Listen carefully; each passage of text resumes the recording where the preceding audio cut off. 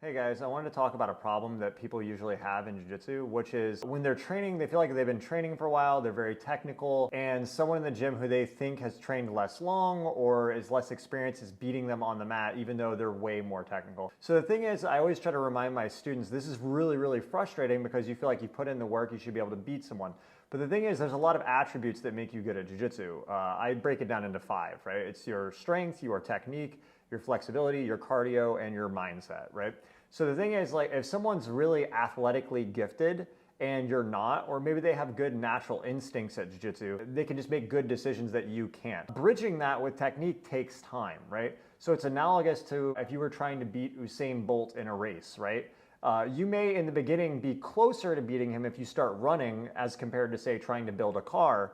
But in the end, you're never going to beat him by trying to run. You're only going to be able to beat him if you learn to design a car. But designing a car takes a lot longer. It's way more like technique based. It involves all this understanding of physics and engineering to be able to overcome that. So try to have a mindset when you're developing jiu-jitsu, when you're training with someone and they're beating you, even if they're less skilled, it's just like a short-term problem. If you grab someone off the street, right, who's never trained jiu-jitsu, and you have them try to roll with someone, and you grab another guy off the street, and you have that guy try to do technique, and you have the other guy just go crazy the whole time and just spaz out and do whatever he wants.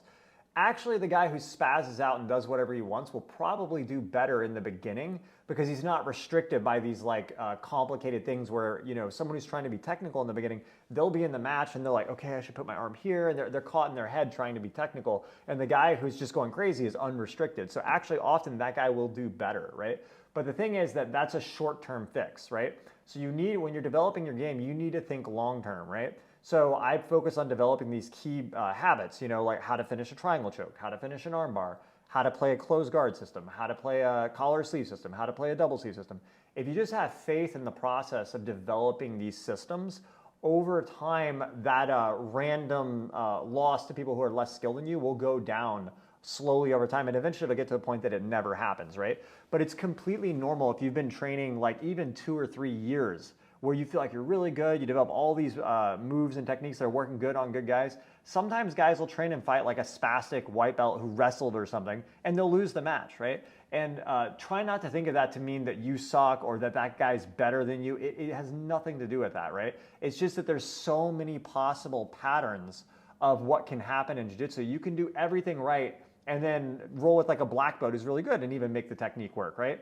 But then you roll with some spastic white belt and he does a weird pattern that you've never experienced before, and that makes it hard to develop a counter for it, or it just catches you off guard. So then that happens, then you take the time to analyze it and fix it, and then you build, right? So try not to get caught up in your day-to-day progress where like, oh, today I did good, tomorrow I did bad, or this guy's been training that, you know. Focus on understanding. If you just commit yourself to understanding and allow it to take its time, even if it's slow in the beginning, eventually you'll end up at a place where those random losses won't happen anymore to like lower level guys.